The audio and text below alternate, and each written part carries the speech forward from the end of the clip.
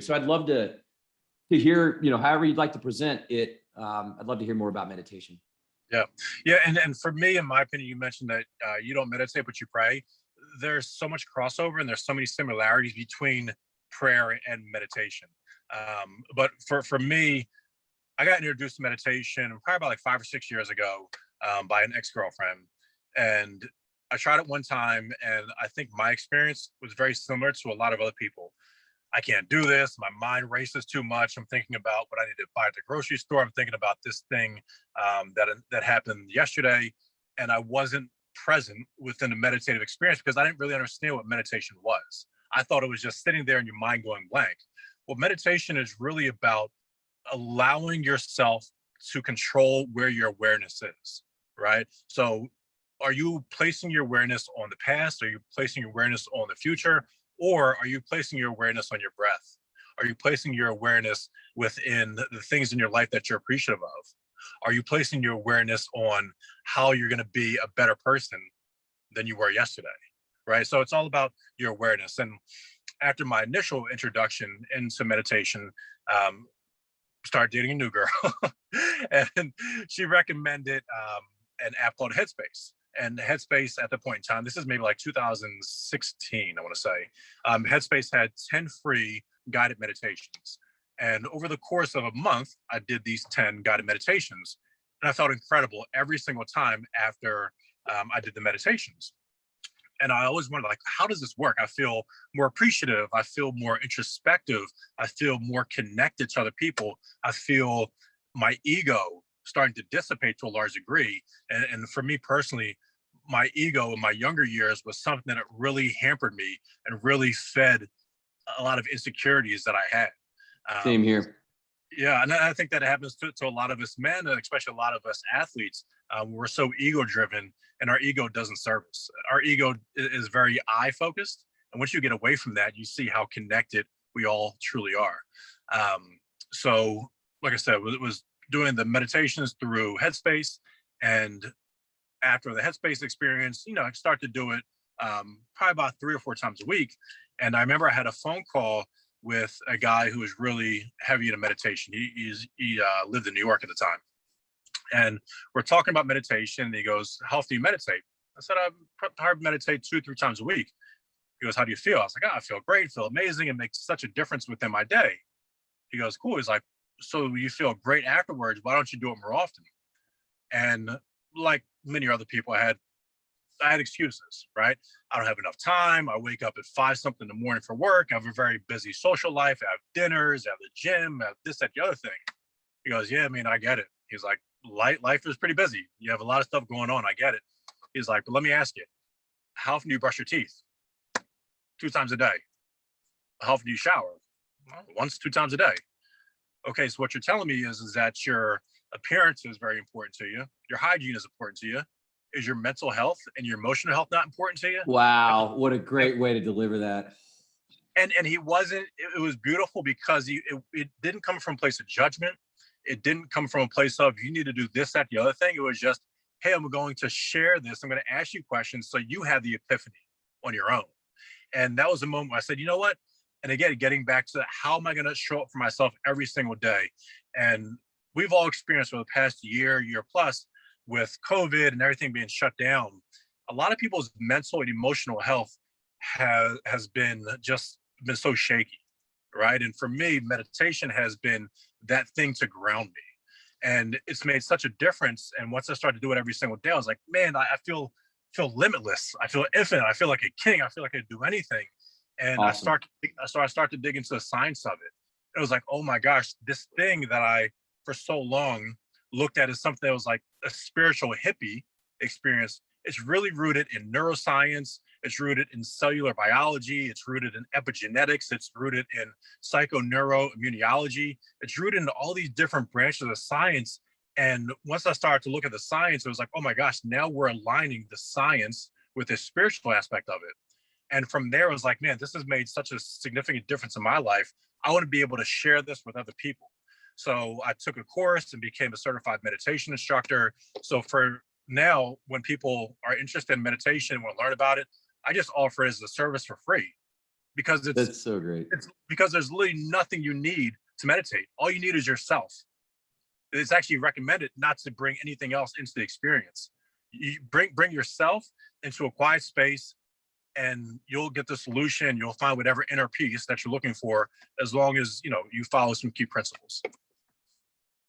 It's so awesome, man. So thank you so much for sharing that, your walk with meditation, because it's definitely something that, whether for me it's prayer or even exercise or journaling, like these are things that we do that are intentional and are just improving yourself. And I love, love, love the analogy of brushing your teeth, showering, these things that we do because it's just what we do, right? To get ready for the day. But your teacher is talking about getting ready for life and just showing up and being yourself, being the best version of yourself. Right. Man, that's really interesting. All right, keep going. Sorry, no, the other thing I want to say is that I think a lot of this, especially now, we put so much emphasis on the external, right? So think about one of the first things that most of us do when we wake up, we grab our phones. And we look at one or two things when we grab our phones. We check our work emails or we check social media. Well, by doing that, we're initially placing our awareness and our intention on the external when we wake up. Why not put it on ourselves? Why not wake up Amen. and immediately, as soon as you wake up, write in a journal things you're appreciative of? Like, there's no more effective and beautiful way to start your day than wake up and say, damn, my life is pretty effing good, man. My kids are healthy. I have a beautiful wife. I have willpower. I have health. I can do all these things. Because when you place your energy and your focus on social media, you're placing it on a lot of times this comparative living. I don't have this car. I don't have this house. I'm not on vacation. And your focus and your awareness and your energy is on what you don't have. Place it on what you do have. Yes, that's such good advice. And it's something that I have to remind myself. I mean, I've definitely spent more time on social media than I ever thought that I would.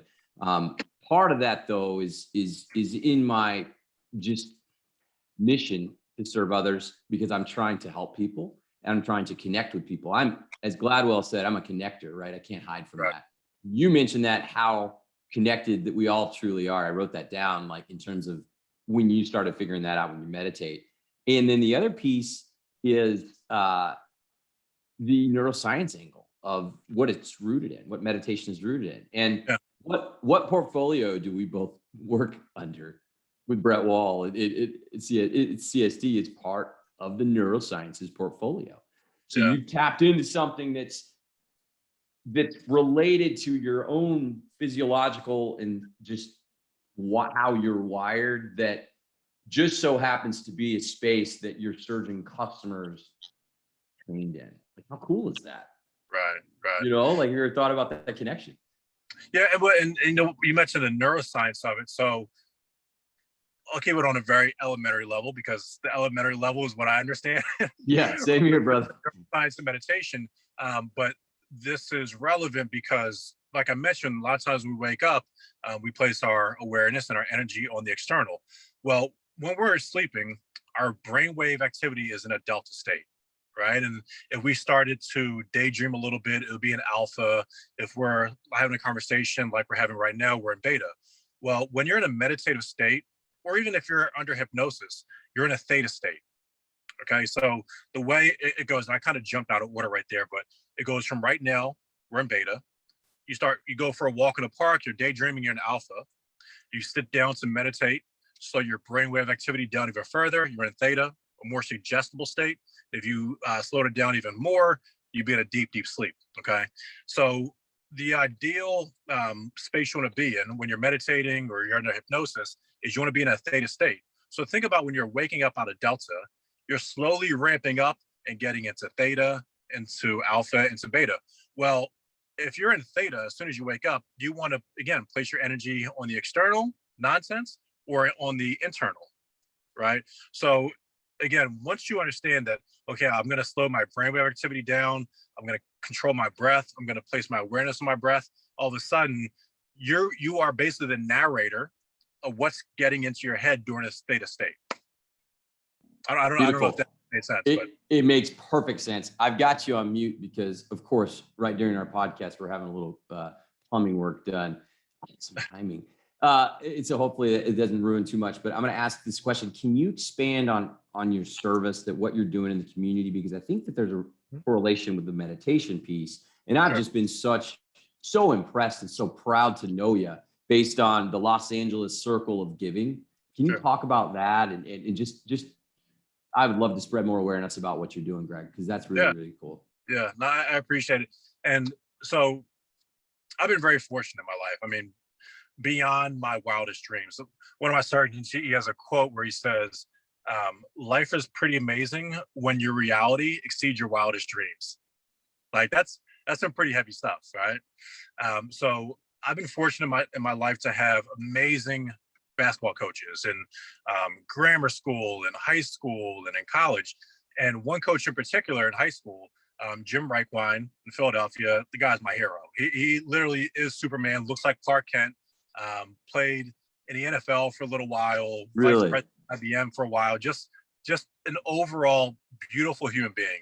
And he instilled in us in a really early age the idea of giving back, helping out the community. And he had a nonprofit called Woody Circle of Care, where essentially whenever somebody within a community was going through a difficult time, whether it be a medical condition or their house burned down, whatever it is, he would just go to the family, whether he knew them or not, and say, hey, I heard through so-and-so, you're going through some challenges. Is it okay if we raise some money for you? So he'd have a fundraiser at the local VFW, raise $10,000 for the family, go back to the family, give them a check and say, hey, I hope this helps. This may not be the solution for everything, but I hope this helps a little bit. And he'd walk away. He would expect nothing in return. The only thing he would get is the satisfaction of knowing that he, as well as his friends and everybody that contributed, helped somebody else that was in need. So that's amazing. So as I grew up and became a young man and became an older man, I said, you know what? I need to get back to what I learned from Jim Reichwein. And I was like, why not just like what you're doing with this podcast, why don't I just go out and create something, right? We all have free will. We all have the power to do so much. It's just a matter of making the choice to show up. So I said, you know what? I'm going to start something very similar to Woody Circle of Care. I'm going to create Los Angeles Circle of Giving. Same principle, same concept.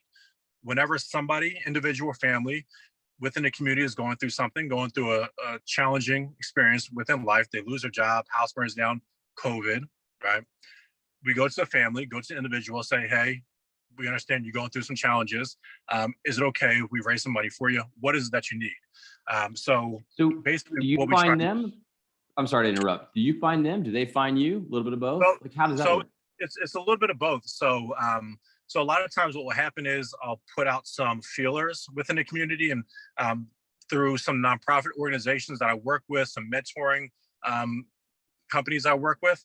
I'll say, hey, we're going to do a fundraiser. We know a lot of people have been affected by COVID, especially a lot of single mothers. So we're going to have an initiative where we're going to help out single mothers that have been negatively impacted by COVID, right? So we go to the families, they say, okay, we're okay with it.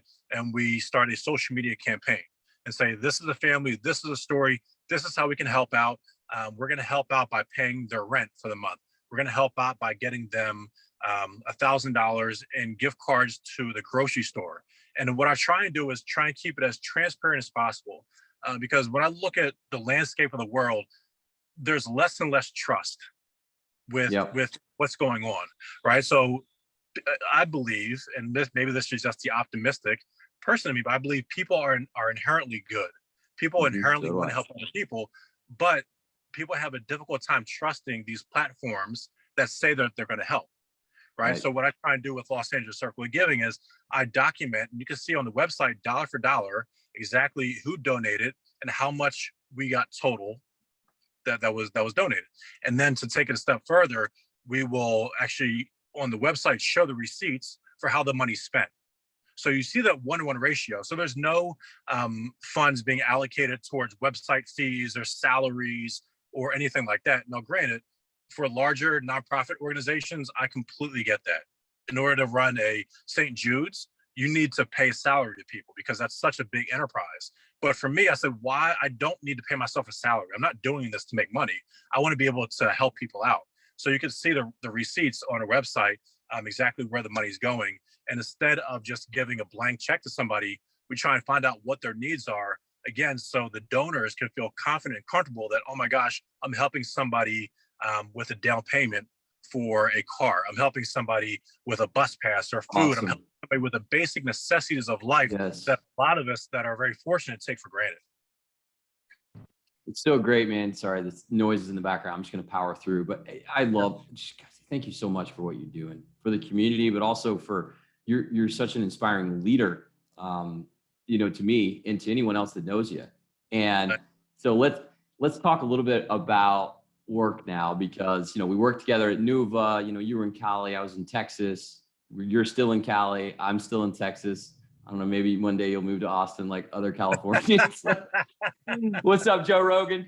What's up, Elon? So no, but so now, so we worked for the same company. I was actually trying to recruit you for a couple of years, and we kept a good friendship. And when I'd come into Southern California, we'd go grab a smoothie or a coffee or whatever. I love how you mentioned the smoothie instead of lunch. It's such like a California thing to say, right? Yeah. Well, because if memory serves me, like I met you, was it West Hollywood? You were grabbing a smoothie, like you actually, so that's not just made up. You were grabbing a smoothie right before I was going to meet one of my high school friends, Tripper Clancy, who was the screenwriter on the movie Stuber, and he's an exceptional writer, lives in West Hollywood as well. And Tim Curcio, a college buddy of mine, both of them who I would love to maybe somehow get them on this podcast if we get to that place, because Sultans of Spine, yes, very niched down in terms of the industry that we work in, but I would love to just tell people stories and connect them. And then again, I'm not trying to make money off of this at all. To your point, I just want to tell people stories. And if by sharing stories can help someone else, if what you just shared can help someone to meditate, that's positive. If I can help someone break into medical sales about sharing my story about what worked for me, that's positive, right? And we both have full-time jobs. I'm fully aware of that. But if I can do this in my spare time and on my own dime, why not? So, but I went and connected, again, Gladwell, I connected Tim and Tripper. And I don't know if they're ever going to work together. I told them if they ever do that I needed a small non-speaking part in the role. But anyway, so Tim just launched, is it Amy? It's Maggie on ABC. So they're both just like starting to peak in their careers, just like you are, right? And I would say a little bit as well, I feel like I'm finding my strides again at Medtronic. And so what are you excited about? Like when you look at this industry, you've been here a long time, longer than I have, right? And when you look at the industry now, today versus where like it may go and kind of down the road in the future. You've been back with Medtronic now 8 months. Welcome back, right? I think it's interesting that both of us started our careers as associates for Medtronic, and then now we're back and with some experience from the outside. But it's good to be back. And I don't know if you had a chance to know you're in scrubs, so you're probably in cases. But Jeff Martha delivered such an incredible quarterly statement today. It was so inspiring, and of where we're going, where we're placing our bets, and where this rocket ship is heading. Yeah. What are your thoughts, man? Just you can keep it as general, or you can go specific. What are your thoughts on the med tech industry, our place in it? Yeah, I think so. The exciting thing for me is